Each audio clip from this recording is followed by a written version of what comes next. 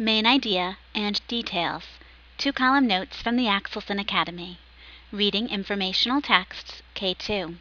With prompting and support, identify the main topic and retell key details of a text. Robert Marzano provides us with some of the most complete research regarding classroom instruction. His meta-analysis work gives us the information in this chart. These are instructional strategies that provide the greatest effect on student achievement.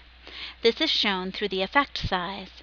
Basically, if the effect size is 0.8 or above, it is considered to have had a large influence on the student's growth. An effect size of 0.5 to 0.8 has a medium effect on the student's growth. Marzano's research also shows us that combining any of these strategies produces an even greater effect size on achievement. The Common Core opens the door to consistently using these strategies across grade levels and types of reading. Locating the main idea and supporting details of a text are skills that lead to the ability to summarize a text. Using the 2-column note framework to show main idea and details is a way to scaffold this skill for students.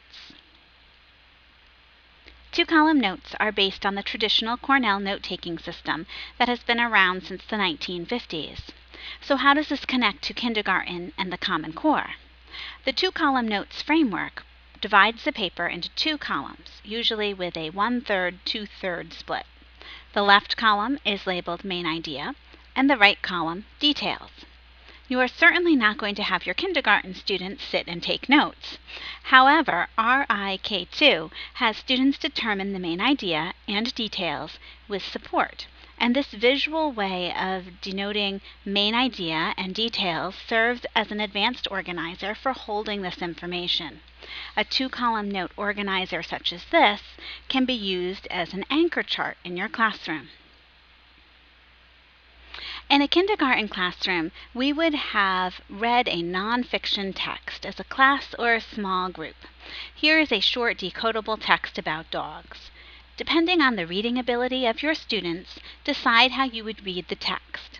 In many situations, I recommend reading the text aloud to the class, modeling fluency and one-to-one word correspondence, then reading the text orally, and finally having students read it to themselves. This follows the I, we, you model of the gradual release of responsibility.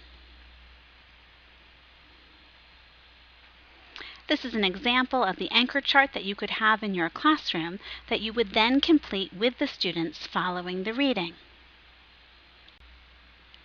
In preparation for this lesson, the teacher would have created Velcro-backed pieces for the chart with the main idea and details of the text.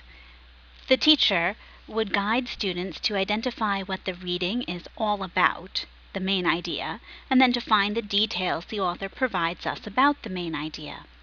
Students identify that the reading discusses dogs, the topic, and the main idea is how dogs look.